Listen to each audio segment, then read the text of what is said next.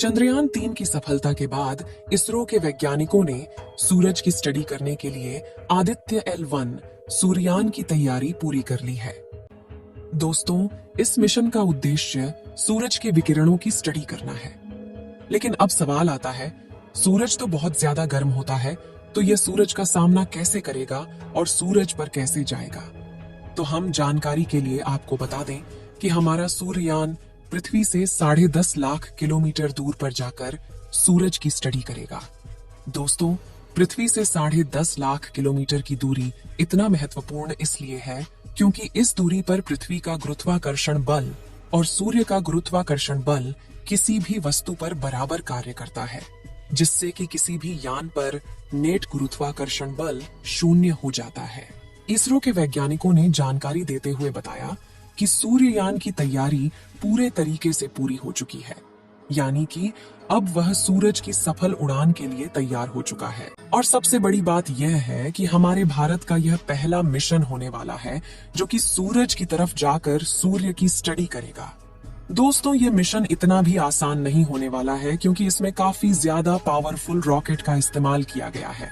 हालांकि बात करें तो नासा ने कई सूर्य मिशन कर लिए हैं, लेकिन ऐसी कौन सी चीज है जिसे खोजने के लिए भारत देश आदित्य मिशन को लॉन्च करने जा रहा है? जानने के लिए वीडियो में अंत तक अवश्य बने रहे। इसके लिए सबसे पहले आपको इस मिशन का उद्देश्य समझना होगा। आदित्य L1 मिशन को लैग्रेंजियन बिंदु पर भेजा जाना है। दरअसल लैग्रेंजियन बिंदु अंतरिक्ष में वह स्थान है जहां दो वस्तुओं के बीच कार्य करने वाले सभी गुरुत्वाकर्षण बल एक दूसरे को निष्प्रभावी कर देते हैं। यहाँ एक छोटी वस्तु सूर्य और पृथ्वी के गुरुत्वाकर्षण प्रभाव के तहत संतुलन में रह सकती है। आदित्य L1 का उद्देश्य सौर कोरोना यानी सूर्य के वायुमंडल का सबसे बाहरी भाग की बनावट और इसके तपने की प्रक्रिया, इसके तापमान, सौर विस्फोट और सौर तूफान का कारण के बारे में पता लगाना है। साथ ही सूरज के कारण होने वाले शक्तिशाली विस्फोट के बारे में पता लगाना है। श्रीहरिकोटा के सतीश धवन स्पेस सेंटर से इसका प्रक्षेपण किया जाएगा। भारत का आदित्य L1 अभियान सूर्य की अदृश्य किरणों और सौर विस्फोट से निकली ऊर्जा के रहस्य सुलझाएगा। इससे पहले इसरो ने मंगलवार को आदित्य L1 से लैस लॉन्च व्हीकल PSLV-C57 की तस्वीरें साझा की। लॉन्च व्हीकल PSLV-C57 को श्रीहरिकोटा के लॉन्च पैड पर पहुंचा दिया गया है। चंद्रयान 3 को चंद्रमा की सतह पर पहुंचने में 1.5 महीने लग गए थे। लेकिन सूर्ययान का सफर इतना आसान नहीं होने वाला है क्योंकि सूर्ययान को 10.5 लाख किलोमीटर की दूरी पर जाना है, जबकि चंद्रयान 3 को लगभग 3,84,000 किलोमीटर की दूरी पर जाना था।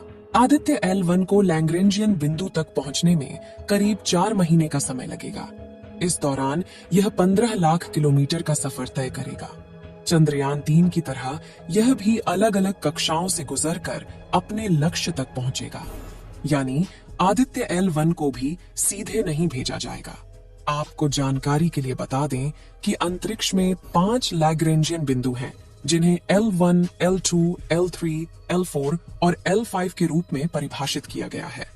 अब सवाल आता है, सूर्य का अध्ययन लैग्रेंजियन बिंदु से ही क्यों किया जाना है? क्या किसी और स्थान से सूर्य का अध्ययन नहीं किया जा सकता?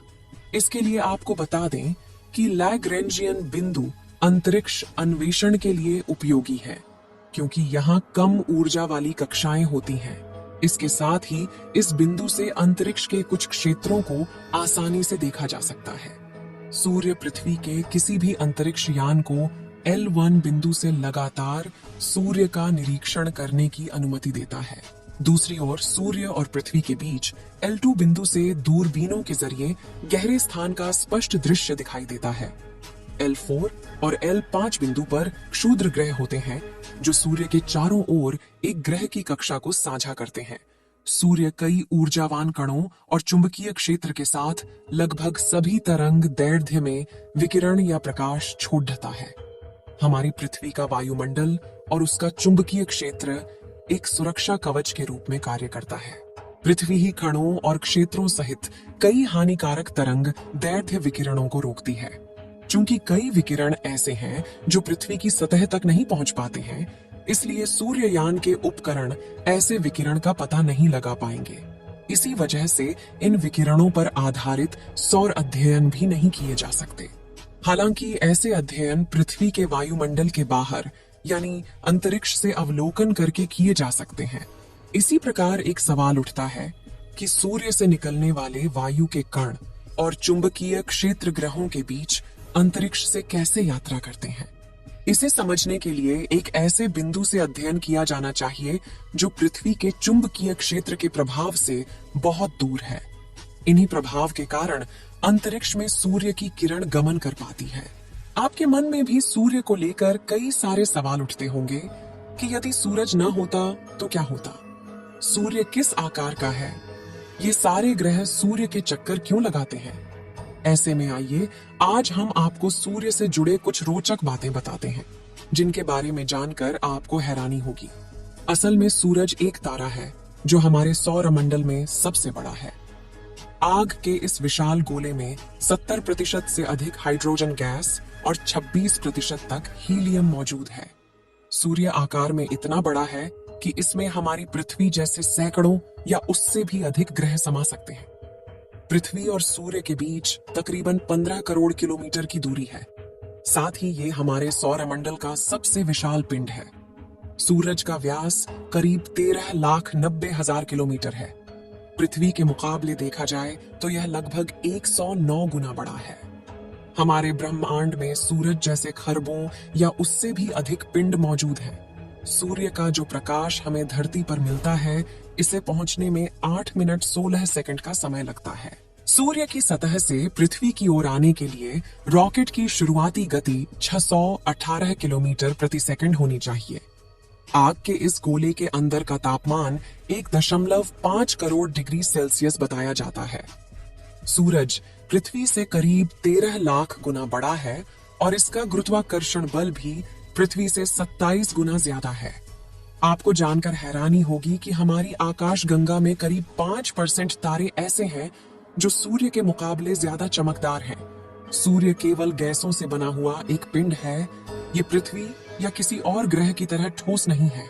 दोस्तों, आप सभी लोग आदित्य मिशन के सफल होने की दुआएं कमेंट बॉक्स में करते रहें, जिससे कि हमारे वैज्ञानिकों को भी काम करने का मनोबल मिलता रहे। इस वीडियो को एक लाइक जरूर करें और अपने मित्रों तक इस वीडियो को शेयर करें ताकि उन्हें भी जानकारी मिल सके। और भी नॉलेजेबल वीडियो के लिए अपने भरोसेमंद चैनल को सब्सक्राइब जरूर करें और बेल आइकन को ऑल पर सिलेक्ट करना बिल्कुल न भूलें। मिलते हैं किसी और नॉलेजेबल वीडियो के साथ। वीडियो को अंत तक देखने के लिए धन्यवाद।